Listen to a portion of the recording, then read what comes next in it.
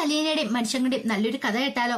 അങ്ങനെ കൊട്ടാരം മറ്റത്തിലെ വീട്ടിൽ നിന്നും അലീനയും കുട്ടി സ്റ്റാലിൽ കുളത്തൂപ്പുഴ വീട്ടിലേക്ക് പോവാനായിട്ട് ഇറങ്ങി വെക്കുകയാണ്. അലീന വരാൻ വേണ്ടി സിറ്റൗട്ടിൽ കാത്തു നിൽക്കുക. ഇന്നലത്തെ തിമർപ്പൊന്നും ആ വീട്ടിലില്ല. കുട്ടികൾ അങ്ങോട്ടൊക്കെ ഉദാസീനരായി നോക്കി നിൽക്കുകയാണ്. അവർക്കെല്ലാം നല്ല വിഷമ. കാരണം ഈ 3-4 ദിവസം അലീന അവരുമായിട്ട് നല്ല കൂട്ടായിരുന്നു. അപ്പൊ അലീന ചേച്ചി മടങ്ങിപ്പോകുന്നതിന്റെ ഒരു വിഷമം അവരുടെ എല്ലാം മുഖത്തുണ്ട് താനും. യാത്ര പറച്ചിലാണ് അലീന എന്നുള്ള കാര്യം സ്റ്റാലിക്ക് മനസ്സിലാവുകയും ചെയ്തു. ഒടുവില് ജോസൂട്ടിക്ക് ഭയങ്കര വിഷമം. ജോസൂട്ടിയുടെ അടുത്ത് എന്നിട്ട് അലീന സമാധാനിപ്പിച്ചു. ഞാൻ പോയാലും ഇനിയും വരില്ലേ, നമ്മൾ ഇനിയും കാണുകയും ചെയ്യും, ഇതുപോലൊക്കെ കൂട്ടുകൂടും, പിന്നെന്തിനാ ജോസൂട്ടി ഇത്ര വിഷമിക്കണേന്ന് ചോദിച്ചു. അവനാണ് ആകെപ്പാടെ സങ്കടത്തോട് നോക്കി. അപ്പോഴേക്കും അലീന റോണിയോടും ശോഭയോടും ഒക്കെ പറഞ്ഞു, അതെ നിങ്ങൾക്ക് കുളത്തൂപ്പുഴയ്ക്കും വരാലോ, അത്ര വലിയ ദൂരമൊന്നും ഇല്ലല്ലോ. ഞങ്ങൾക്ക് പേടി അലീന ചേച്ചിയുടെ പപ്പയെ. പിന്നെ പപ്പ തോക്കെടുത്ത് വെടിവെക്കാതെ ഞാൻ നോക്കിക്കോളാം, ധൈര്യമായിട്ട് നിങ്ങൾ അങ്ങോട്ട് പോരെ. ഞങ്ങളുടെ വീട്ടിലേക്ക് വരാൻ പറഞ്ഞിട്ട് അലീന ചേച്ചി വന്നില്ലല്ലോ. സാന്ദ്രയ്ക്കാണ് വല്ലാത്തൊരു വിഷമായിരുന്നു. വിഷമത്തോട് കൂടിയിട്ടാണ് സാന്ദ്ര അങ്ങനെ പറയണത്. അലീന ചേച്ചി കുളത്തൂപ്പുഴ ചെല്ലുമ്പോഴേക്കും ഞങ്ങൾ എല്ലാവരെയും മറക്കും. ഞാൻ മറക്കാനോ? അവളുടെ തോളത്ത് പിടിച്ചിട്ട് ചേർത്ത് എടുത്തിട്ട് അലീന പറഞ്ഞു, അതെ ഈ ലോകത്ത് എനിക്ക് ആരുമില്ലല്ലോ എന്നോർത്ത് കുട്ടിക്കാലത്തൊക്കെ ഞാൻ എത്രമാത്രം വിഷമിച്ചിട്ടുണ്ടെന്ന് നിങ്ങൾക്കറിയാവോ? ഇപ്പൊ എനിക്ക് കിട്ടിയത് എത്ര പേരെയാ, ആങ്ങളമാരായിട്ടും അനുജത്തിമാരായിട്ടും ഒക്കെ. ഇല്ലാതിരുന്ന് കിട്ടുമ്പോഴേ അതിന്റെ വിലയൊക്കെ അറിയാൻ പറ്റുള്ളൂ. അതെ, അതുകൊണ്ട് ഞാൻ ആരും മറക്കാനൊന്നും പോകുന്നില്ല, ഒരിക്കലും മറക്കത്തൊന്നുമില്ല. അതോർത്ത് നിങ്ങൾ ആരും വിഷമിക്കേണ്ടെന്ന് പറഞ്ഞ് അലീന അവരെ സമാധാനിപ്പിച്ചു. പിന്നീട് വത്സമ്മയോടും ഷിജിയോടും ഒക്കെ പോയി അലീന യാത്ര പറയണം. അതിനുശേഷം ആൽബർട്ടിനോടും ഔസേപ്പച്ചനോടും അവരും മടങ്ങിപ്പോകാനായിട്ട് ഒരുങ്ങണം. അപ്പം 2-3 ദിവസമായല്ലോ എല്ലാരും കോട്ടാറ്റമരത്തിലെ വീട്ടില് ഒത്തുകൂടിയത്. അലീനയെ ഓടിക്കാൻ വേണ്ടി വന്നാണ്. പക്ഷെ ഒടുവിൽ അവരെല്ലാം അലീനയോടൊപ്പം ചേർന്ന് നിന്നു. വീടും പൂട്ടിയിറങ്ങിയിട്ട് ദിവസം 3 ഇനി വീട്ടിൽ ചെന്നിട്ട് പിള്ളേർക്കൊന്ന് സ്കൂളിൽ പോണ്ട. നീ ഇനി എന്നാ വരുന്നേ? ഔസേപ്പച്ചന് ചോദിച്ചു. അറിയത്തില്ല. അതെ, അലീനയോട് അങ്ങനെയൊക്കെ ചോദിച്ചു കഴിയുമ്പത്തേനും അലീന ചിലപ്പോ വരുമായിരിക്കുന്നൊരു ചിന്തയൊക്കെ ഉണ്ടായിരുന്നു മനസ്സില്. അതെ, വരുമ്പോ പത്രാമൃത്തിനും വരണം, അല്ലെങ്കിൽ വേണ്ട, ഞാനവിടെ വന്ന് നിന്നെ കൂട്ടിക്കൊണ്ടു പോന്നോളാം, ഇല്ലെങ്കിൽ ആലിച്ചായ നിന്നെ വിടത്തില്ല. എനിക്കാണെങ്കിൽ ഒരു കടം ബാക്കി കിടക്കുന്നുണ്ട്. എന്ത് കടം അങ്കിളെ? നിന്നോട് ഞാനൊന്ന് പറഞ്ഞു പോയില്ലേ, വീട്ടിൽ കയറ്റാനുള്ള യോഗ്യത ഇല്ലാന്നൊക്കെ. ഇനി ഞാന് നേരിട്ട് നിന്നെ വന്ന് വിളിച്ചോണ്ട് പോണം, അല്ലെങ്കിൽ ശരിയാകത്തില്ല. അങ്ങനെ വേണം എനിക്ക് ആ കടം വീട്ടാനായിട്ട്. ഔസേപ്പച്ചന് നല്ല വിഷമമുണ്ടായിരുന്നു. അല്ല, നിനക്ക് എന്നോട് ദേഷ്യവും കുറവൊന്നും ഇല്ലോ അല്ലേ? ഇല്ലെന്നേ. അലീനയ്ക്ക് സങ്കടം വരുന്നുണ്ടായിരുന്നു. കണ്ണിലൊക്കെ വെള്ളം നിറഞ്ഞു. ഇല്ലെന്ന് എനിക്കറിയാം, എന്നാലും എന്റെ ഒരു സമാധാനത്തിന് വേണ്ടിയിട്ട് ചോദിച്ചാ. ചെറുചിരിയോട് കൂടിയിട്ടാണ് ഔസേപ്പച്ചനത് പറയണത്. ആൻസി അടുക്കളയിലായിരുന്നു. അപ്പോഴേക്കും അലീന അവിടേക്കും ചെന്ന് യാത്ര പറഞ്ഞു. ദേ, ഈ ചായ കുടിച്ചിട്ട് നീ പോയാൽ മതിയെന്ന് പറഞ്ഞുകൊണ്ട് ആൻസി എന്ത് ചെയ്തു? അവളെ ചേർത്ത് പിടിച്ച് ചായ എടുത്ത് കൊടുക്കുവാട. പെട്ടെന്ന് ചായ ആറ്റിച്ചേരാന്ന് പറഞ്ഞു വീണ്ടും വാങ്ങിയിട്ട് ആ ചായ അങ്ങോട്ട് അരച്ചു കൊടുത്തു. അതെ, നീ പോന്നറിഞ്ഞു കഴിഞ്ഞപ്പോ തന്നെ ദീമോൾക്ക് റെനിക്കുട്ടനൊക്കെ ഭയങ്കര സങ്കടവാ. നീ ഇനി എപ്പോഴാ വരുന്നേ? ആന്റി എന്താ പറയണേ? എന്റെയും കൂടി തറവാടല്ലേ ഇത്? അതെ, ആൻസിയുടെ വീർത്ത വരെ കൈത്തലം വെച്ചോണ്ട് അലീന പറയണേ. കുഞ്ഞു ബാവ ഉണ്ടാകുമ്പോ ഞാനും കൂടി വേണ്ട ഇവിടെ. ആൻസി ശരിക്കും അങ്ങനെ ആഗ്രഹിക്കുന്നുണ്ടായിരുന്നു. അലീനയുണ്ട്, കുട്ടികളുടെ കാര്യം ഒന്നും അറിയണ്ട, അലീന എല്ലാ കാര്യങ്ങളും നോക്കിക്കോളും. പിന്നെ അത് മാത്രമല്ല, വീട്ടിൽ തന്നെ എല്ലാവർക്കും ഒരു ഉണർവാണ് താനും. നീ വന്നിരുന്നെങ്കിൽ നല്ലതായിരുന്നു. അമ്മയൊന്നും ശരിയാവത്തില്ല, നീ നോക്കിയും കണ്ട് ഒന്നും ചെയ്യാൻ അറിയത്തില്ല. പിള്ളേരെ നോക്കാനും അമ്മയ്ക്ക് ശരിക്കും ഒന്നും അറിയാൻ മേല. അത് കേട്ടോണ്ടോന്നും അറിയാൻ ചോദിച്ചു. നിന്നെയൊക്കെ പിന്നെ ആരടി ഇത്തരം വളർത്തി വലുതാക്കിയത്? ഓ, വളർത്തിയ കാര്യമൊന്നും പറയണ്ട, ഞങ്ങളൊക്കെ തന്നെത്താൻ അങ്ങ് വളർന്നല്ലേ. 3 നേരം വെച്ചുണ്ടാക്കി തിന്നാൻ തരും, അത്ര തന്നെ. വീട്ടിലെ പണിക്കാർക്കും അങ്ങനെ തന്നെയായിരുന്നു. അതെ, ഞാൻ പോയി കഴിഞ്ഞിട്ട് മതി നിങ്ങൾ അമ്മയും മോളും കൂടെയുള്ള ഈ തർക്കം. ഞാൻ പോയിക്കോട്ടെ ആന്റി. അതെ, നീ വന്ന ദിവസം ഞാൻ ഏതാണ്ട് കുത്തുവാക്കൊക്കെ പറഞ്ഞായിരുന്നു. അതൊന്നും നീ മനസ്സ് വെച്ചോണ്ടിരിക്കില്ല കേട്ടോ. എന്റെ അപ്പോഴത്തെ ദേഷ്യം കൊണ്ടാ. ഇങ്ങനെയൊന്നും ആയിരുന്നില്ല ഞാൻ കരുതിയിരുന്നേ. ആൻസി അവളുടെ കൈ പിടിച്ചിട്ടാണ് പറയണേ. എനിക്കിത്തിരി വിഷമമൊക്കെ ഉണ്ടായിരുന്നു, ഇല്ലെന്നൊന്നും ഞാൻ പറയുന്നില്ല ആന്റി. പക്ഷെ ആന്റിയുടെ മക്കൾ ഒരുപാട് ഉമ്മയൊക്കെ തന്ന് അതെല്ലാം മായച്ചു കളഞ്ഞെന്ന് പറഞ്ഞു. അപ്പോഴേക്കും അവത് കുടിച്ചാൻ അങ്ങോട്ട് വന്നു. ലാൽച്ചൻ എന്നെ വിളിക്കുന്നുണ്ട്. വല്യപ്പച്ച റെഡിയായി കഴിഞ്ഞോ? നമ്മൾ ഒന്നിച്ചല്ലേ വന്നേ, ഒന്നിച്ചെന്നെ നമുക്ക് തിരിച്ചു പോയേക്കാന്ന് പറഞ്ഞു. ഞാനിപ്പോ വരാന്നും പറഞ്ഞുകൊണ്ട് അലീന പെട്ടെന്ന് തന്നെ ഷെറിന്റെ മുറിയിലേക്ക് ഓടി. അവളാണെങ്കിൽ കട്ടിലിരിക്കുന്നുണ്ടായിരുന്നു. അലീന പതുക്കെ അവളുടെ മുഖം പിടിച്ചു നിർത്തി.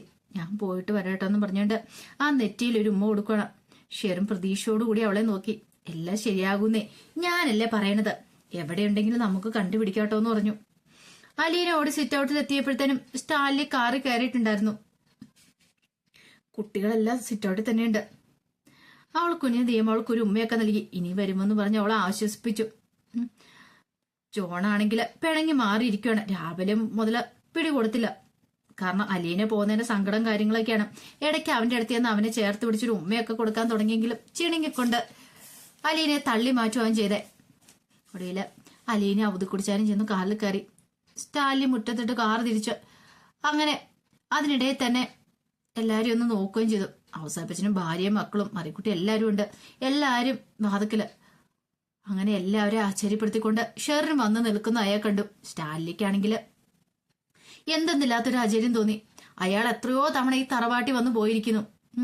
യാത്ര അയക്കാൻ ഒരാള് പോലും ഇറങ്ങി വരാറില്ല. അവധി കുടിച്ചാൽ മാത്രം ഒന്ന് തല കാണിച്ചാലായി. എന്നാലാണ്ടേ ഇപ്പോഴെല്ലാവരും അലീനെ യാത്രയാക്കാൻ വേണ്ടി വന്ന് നിൽക്കുകയാണ്.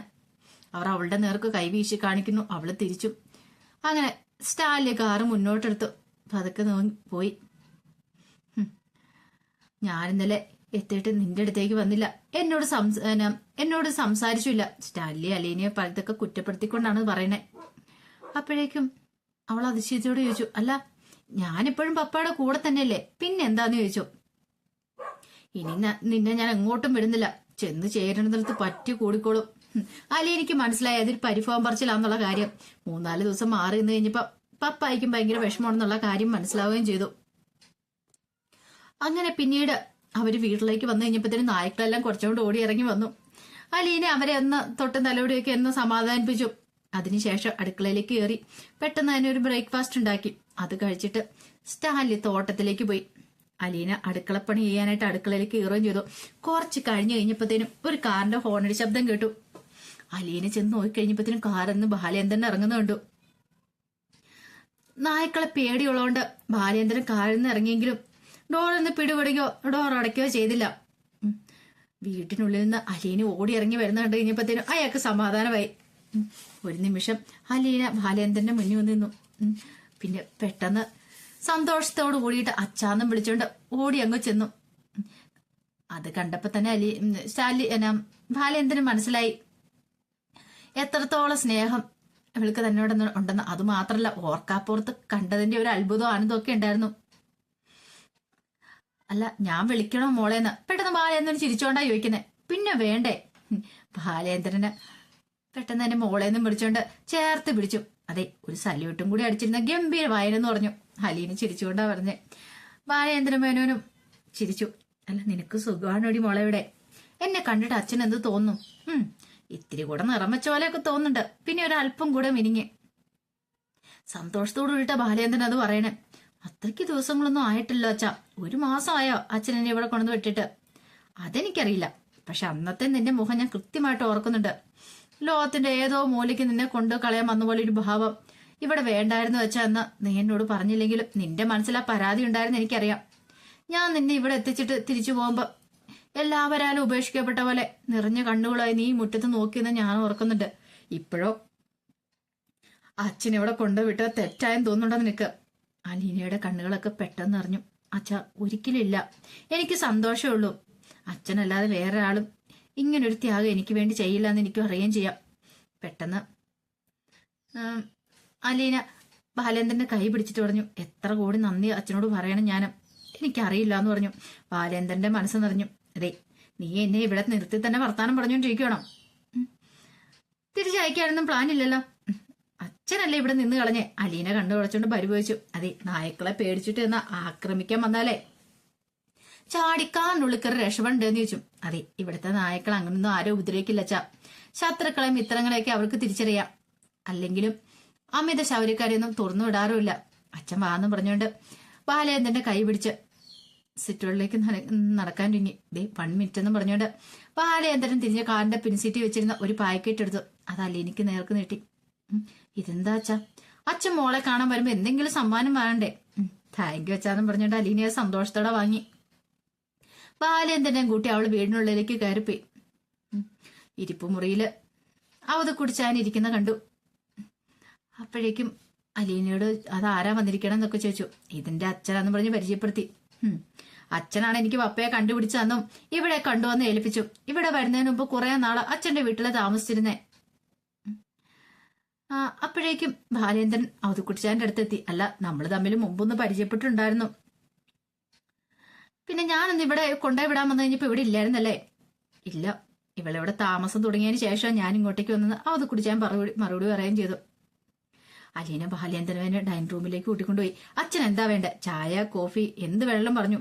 നിനക്ക് ഇഷ്ടമുള്ള നന്നേക്കാൻ പറഞ്ഞു. ബാലേന്ദ്രൻ ഒരു കസേരയിലിരുന്നു. നേരെ ഉച്ചയാൻ പോവല്ലേ, ചായയും കാപ്പിയും ഒന്നും വേണ്ട, ലെമൺ ജ്യൂസ് ആയിക്കോട്ടെ എന്നും പറഞ്ഞോണ്ട് അലീന ഉടനെ തന്നെ പോയി ജ്യൂസ് തയ്യാറാക്കി. അല്ല, പിണങ്ങിപ്പോയ കുക്ക് തിരിച്ചു വന്നില്ലേ? ഏയ് ഇല്ല, ഇതുവരെ ഇല്ല. ഇപ്പൊ ഞാനല്ലേ ഇവിടുത്തെ ചീഫ് കുക്ക്. അലീന ചെറു ചിരിയോട് കൂടിയിട്ടാണ് അത് പറയണേ. അല്ല, ഇനി അച്ഛൻ അവിടുത്തെ വിശേഷങ്ങളെല്ലാം പറ, വിസ്തരിച്ച് തന്നെ പറ. അവിടെ എന്താ, എല്ലാം പതിവ് പോലെ തന്നെ. വൈജയന്തി ജോലിക്ക് പോകാൻ തുടങ്ങിയിട്ടുണ്ട്. നടക്കാനൊന്നും കുഴപ്പമില്ലോ അല്ലേ? എനിക്കറിയത്തില്ല, ഞാനൊന്നും ശ്രദ്ധിക്കാൻ പോയിട്ടില്ല എന്ന് പറഞ്ഞു. അലീന പെട്ടെന്ന് ബാലേന്ദ്രന്റെ മുഖത്തേക്ക് നോക്കി. തന്റെ അമ്മയോടൊപ്പം 22 വർഷക്കാലം നല്ലൊരു ജീവൻ നയിച്ച ആളാണ് താൻ. ആ വീട്ടിൽ ചെന്നോട് കൂടിയിട്ടാണ് അവര് തമ്മിലുള്ള ബന്ധം താർന്നത്. തന്റെ ജന്മരഹസ്യമാണ് അതിന്റെ മൂല കാരണം. ഇനി എന്തെങ്കിലും അച്ഛനും അമ്മയും കൂടെ ഒത്തുചേർന്നു പഴയതുപോലെ സ്നേഹപൂർണമായ ഒരു കുടുംബജീവിതം ഉണ്ടാവുമോ? സംശയമായി അലീനയ്ക്ക്. അലീനയ്ക്ക് ഭയങ്കര വിഷമായിപ്പോയി. നീ എന്താ ആലോചിക്കണെന്ന് ബാലേന്ദ്രൻ ചോദിച്ചു. എത്ര സ്നേഹത്തിൽ കഴിഞ്ഞ കുടുംബമായിരുന്നു അച്ഛൻ്റെത്. ഞാൻ വന്നെല്ലാം താറുമാറാക്കി കളഞ്ഞില്ലേ? അത് സ്നേഹമൊന്നും ആയിരുന്നില്ല മോളെ എന്ന് പറഞ്ഞുകൊണ്ട് ബാലേന്ദ്രന് പറയാൻ തുടങ്ങുകയാണ്. കാരണം ബാലേന്ദ്രൻ അറിയാം, ഇത്രയും കാലം തന്റെ മുന്നിലെ കപട സ്നേഹം അഭിനയിച്ച് വൈജയന്തി നിൽക്കുമായിരുന്നു. അങ്ങനെ അതിനെക്കുറിച്ചൊക്കെ ബാലേന്ദ്രൻ സംസാരിക്കാൻ തുടങ്ങുകയാണ്. അപ്പൊ അതിന്റെ വിശേഷങ്ങളൊക്കെയാണ് നമ്മൾ കാണുന്നത്. ഇതിന്റെ ബാക്കി വിശേഷങ്ങളുമായിട്ട് നാളെ ഉച്ചയ്ക്ക് വരാട്ടോ. എന്താണെങ്കിലും ബാലേന്ദ്രന് 1 മാസത്തിൽ കൂടുതലൊന്നും അലീനയെ കാണാതിരിക്കാൻ പറ്റില്ല. താൻ ജന്മം കൊടുത്ത മോളല്ലെങ്കിലും അത്രയധികം തന്റെ മക്കളെക്കാൾ ഉപരി സ്നേഹിക്കുന്ന ഒരാളാണ് അലീന. അപ്പൊ അലീനയെ കാണാതെ മിണ്ടാതിരിക്കാൻ പറ്റില്ലോ, അലീനയുടെ സുഖവിവരങ്ങൾ അന്വേഷിക്കാതിരിക്കാൻ പറ്റില്ലോ. അപ്പൊ അതിനുവേണ്ടി ബാലേന്ദ്രൻ വന്നിരിക്കുന്നതാണ്. അപ്പൊ ഇതിന്റെ ബാക്കി വിശേഷങ്ങളുമായിട്ട് നാളെ ഉച്ചയ്ക്ക് വരാട്ടോ. മറക്കാതെ എല്ലാവരും കയറി കാണണേ. വീഡിയോ ഇഷ്ടപ്പെടുവാണെങ്കിൽ ഒന്ന് ലൈക്ക് ചെയ്ത് ഹൈപ്പ് ചെയ്യാൻ മറക്കരുതേ. അതോടൊപ്പം തന്നെ ആദ്യമായി കാണുന്നവരാണെങ്കിൽ സബ്സ്ക്രൈബ് ചെയ്യാനും മറക്കരുത് കേട്ടോ. ഒരിക്കൽ കൂടി എല്ലാവർക്കും ശുഭദിനം നേർന്നുകൊണ്ട് നിർത്തുന്നു. നന്ദി.